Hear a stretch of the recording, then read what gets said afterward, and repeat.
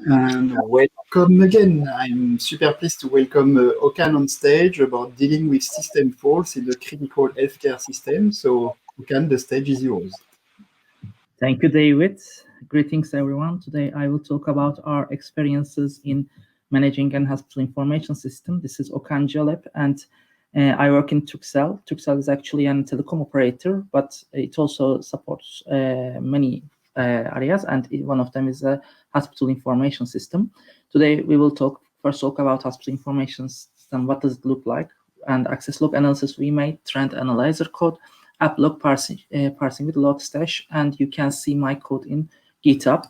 And this is what a hospital information system looks like. It looks complex, and it has many dependent modules dependent on each other, and each color represents a different development team. And also all of these boxes also have external dependencies too. So it is hard to address which problem is addressed by which team. So it's a huge monolith. Our application was a huge monolith. It has countless app servers, more than 100 external dependencies, thousands of endpoints, and many errors and warnings. And the key questions are how do we prioritize the problems? And because there are lives at stake in a hospital management system, how do we escalate the right problem to the right team? And how do we foresee performance problems? So this is a graphic that you are all aware of. We installed MetricBeat, FileBeat, and UpTime to our servers, and we fed LogStash, and that feeds ElasticSearch sharding and cluster. And like this, we actually parsed our files, both access log files and application log files, and we simplified our URLs and to combine the statistics into one big statistic to analyze better. So as we looked at the Kibana, we can keep track of the performance by server endpoint, and we can make many optimization. And also, this wasn't a very good code, so it is hosted on WebLogic, and it had many memory problems. So operation also was able to keep track of the memory problems because of the heartbeats that we sent to those servers, and these were also sent by alarms. And we also logged SQL performance by our object relation mapping injection, and we also tracked and logged them. Also, we also made alerts to the our DBAs.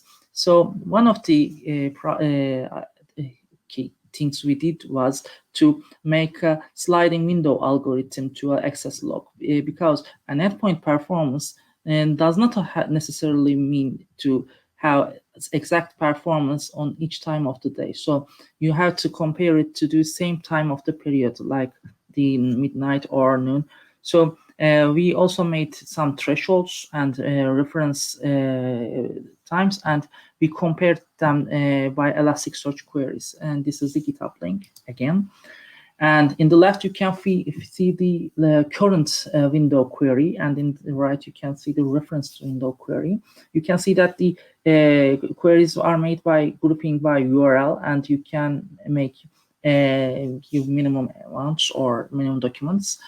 And this is a good scenario to make the sliding window algorithm. And another thing we did was to LogStash parsing. In the left, you can see our LogStash parsing. We actually parsed our stack trace and Java error and Oracle error. Why does that matter? Stack trace is very important because it also represented which team to escalate the error to. Because when I looked at the error, it is the core and common, so I can say that this is the other team's job. And also, you can see that in the Oracle error and the Java error, sometimes we received new errors that we have never seen. And this means a new problem. So it means maybe an environmental change or a deployment problem. So it had to be escalated quickly. So this is how we prioritize it. Also, we used heartbeat and actually made those heartbeats to our external problem systems, and this is how we actually made an alert to see them. This is my presentation. I can have your questions right now.